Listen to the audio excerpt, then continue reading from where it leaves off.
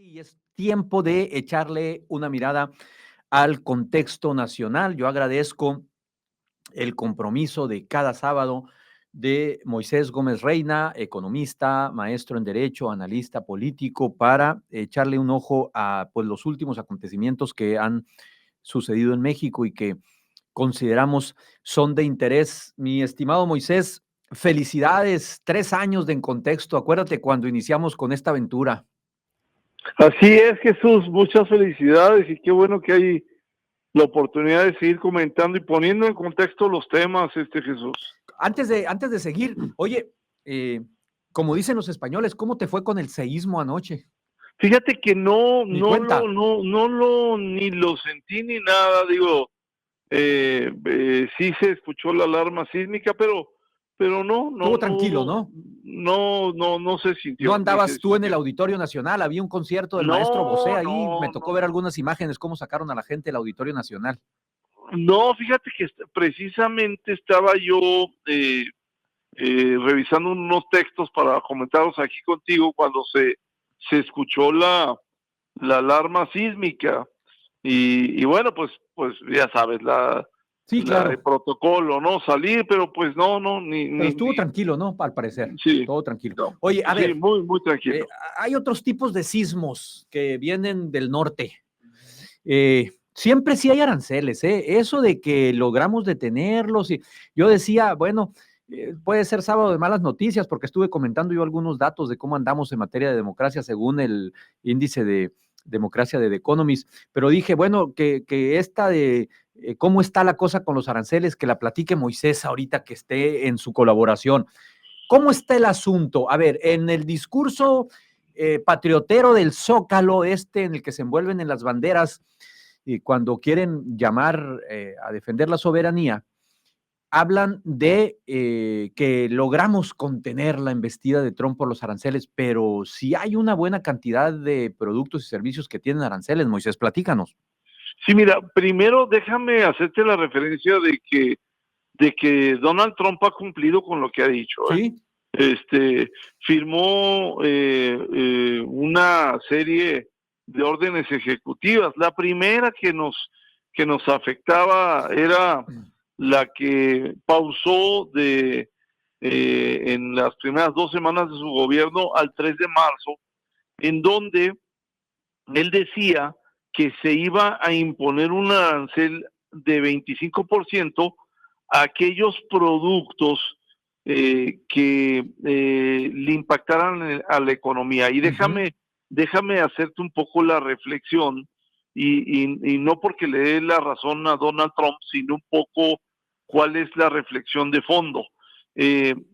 Nosotros como país, bueno, pues tenemos 40 años prácticamente, 30 años prácticamente, 40 con el GATT y 30 con el Telecán, y debo hacerte una reflexión. En el 2024, el 51% de las exportaciones que México hizo a los Estados Unidos no las hizo al amparo del TEMEC, sino de un mecanismo que se denomina la cláusula de la nación más Sí. favorecida, que déjame un poco te explico de qué trata.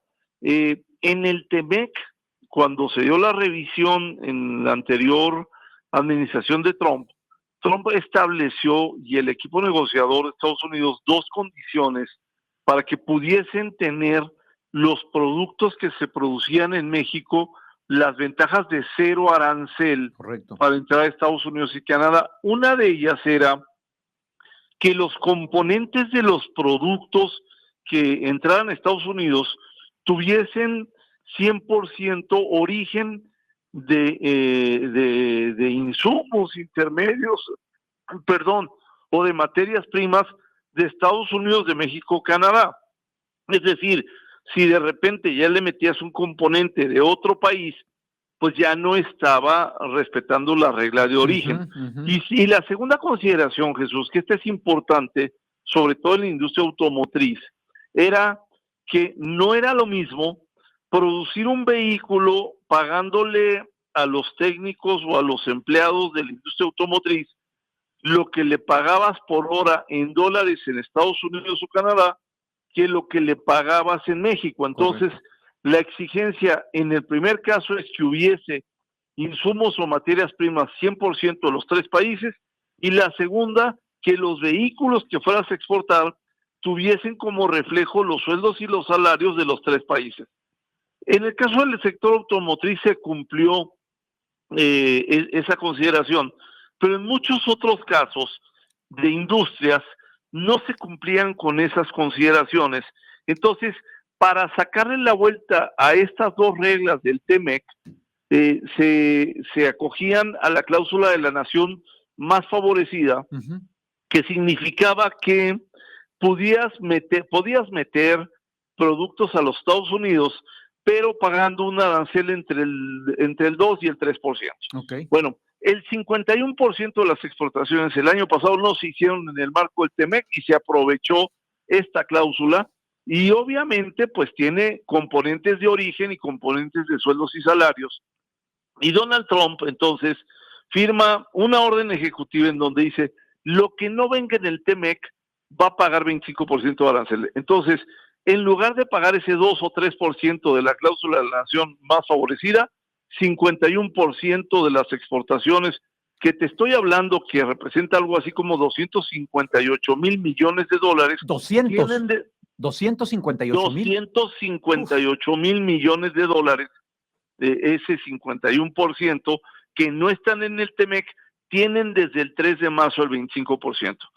Lo cumplió Donald Trump. La segunda cosa que dijo es que a partir del 12 de marzo, los aranceles del acero y del aluminio iban a tener 25%, sí, y debo decirte que hay un alto componente de acero, que es el 98% del acero que entra a los Estados Unidos, va también en la cláusula de nación más favorecida.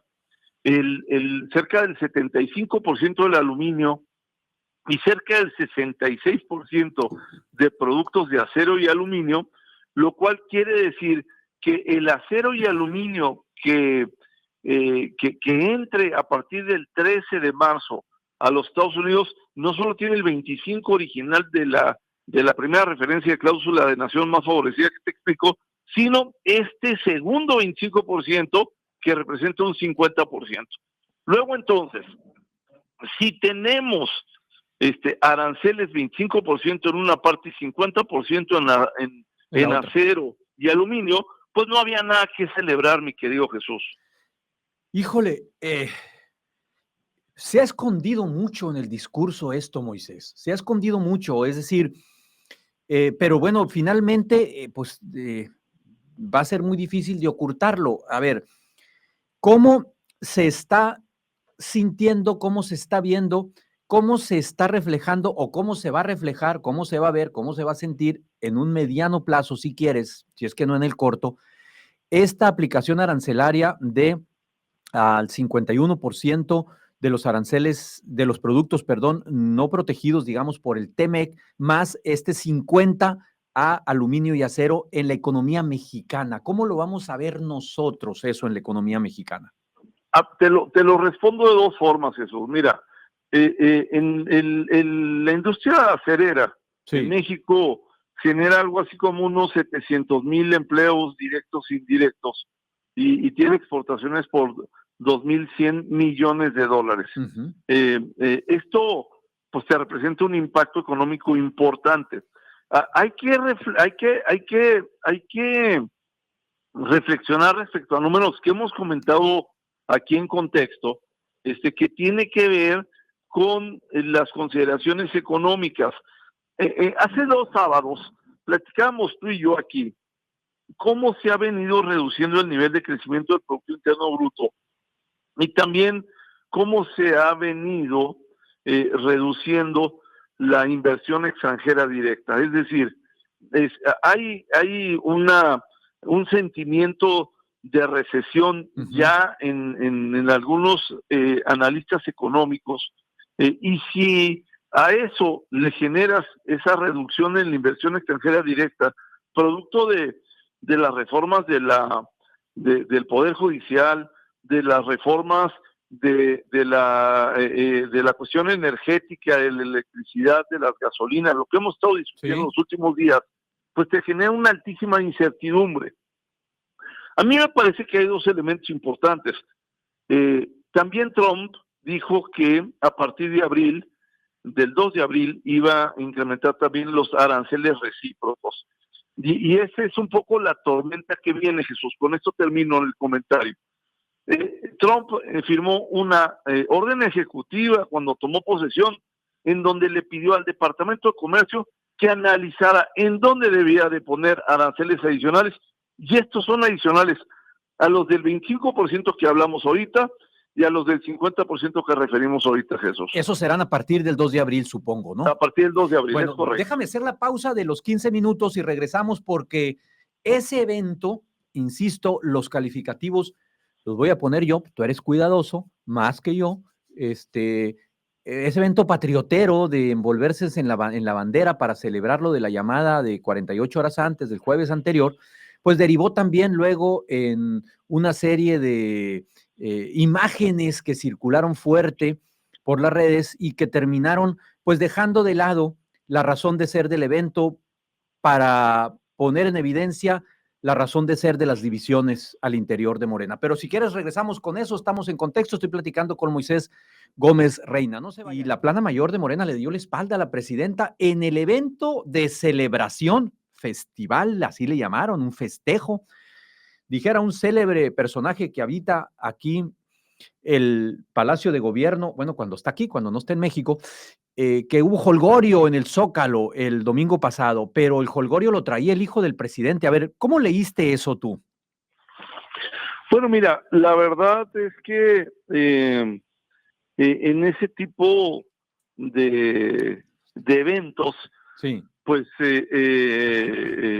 la imagen central la debe traer la presidenta, sin duda. Obviamente. A eso van a aplaudirle a la presidenta. Eso se pensaría en un esquema convencional, porque todos los que están avecindados en el tipo de eventos de clases políticas, pues entienden que es ir a ver y que los vean, ¿no? Es un poco la lectura. Claro.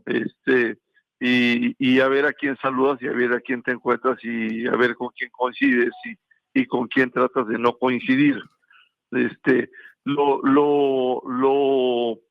importante que trae la comentocracia esta semana es que si no hubiesen los antecedentes del cambio de jugada de la titular de la Comisión Nacional de Derechos Humanos, que Claudia Sheinbaum había mandado la señal de que fuera Nacheli Ramírez. Y en lugar de ella pusieron a la señora Piedra, si no hubiese habido el frenón que le dieron a la reforma del Infonavit en diciembre, que la fueron revisando hasta finales de enero, si no hubiese habido la corrección del nepotismo, de que en lugar de que empezara a funcionar en el 2027 como quería la presidenta, lo mandaron hasta el 2030, y si no hubiesen existido tantos desencuentros como el que un coordinador de un grupo parlamentario en el Senado se levante a señalar al coordinador de su mismo grupo parlamentario, pero en Cámara de Diputados,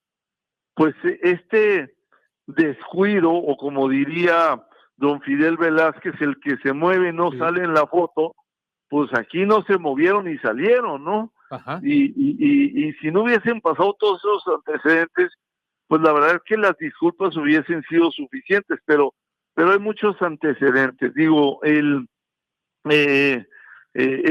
evidente, y esta semana con la salida previamente anunciada de Ramírez de la O y la llegada del nuevo secretario de Hacienda, pues te habla de que sí hay un proceso de recomposición, de que sí hay agravios y de que sí hay sentimientos. Digo, a mí me llamó mucho la atención ver a la gobernadora del Banco de México en esa clica. En esa clica. Sí, digo, a mí también. Porque si Si hubiese sido con otro gobierno y el gobernador del Banco de México hubiese estado en una foto en un gobierno del PAN o del PRI, pues eso hubiese sido un gran escándalo, Jesús. Sí, totalmente de acuerdo. Se supone que tiene un grado de autonomía el Banco de México. Me parece que lo delicado, y déjame tomar esto que me estás preguntando para hacerte una reflexión. Lo delicado es el nivel de normalización de las cosas que están fuera del lugar, sí, que ha tenido la sociedad. Sí. Y me refiero a que para ya mucha gente de la clase política, de la comentocracia, salvo estos llamados, y la verdad es que los moneros, inclusive los de la jornada, se dieron vuelo esta semana con imágenes o la propia rayuela del lunes o del martes de la jornada, pues señalando esta falta de atención, de cortesía, por no llamarlo de otra forma. Pero lo que sí no puede ser es la normalización de las cosas que están pasando, como lo que está pasando en Tequila o lo que está pasando en Tamaulipas, Jesús. Y muy preocupante porque me parece ser, escuchaba yo ayer a la presidenta en donde decía la presidenta, oigan, ya dejen tranquilo a López Obrador, ya él se fue, el presidente ya no está, pero 25 segundos después empieza a hablar de alguien que se fue pues, hace 15 años, exacto, que fue Felipe Calderón. Sí, claro. Es decir, me parece que el señalar que la oposición está utilizando el caso de este centro de ejecuciones en Jalisco y los crematorios de Tamaulipas, pues es como traer también a la memoria aquel uso que hizo Morena de Ayotzinapa para precisamente señalar a Enrique Peña Nieto. Y no digo que esté bien, Jesús, digo que me parece que no debemos de normalizar eso,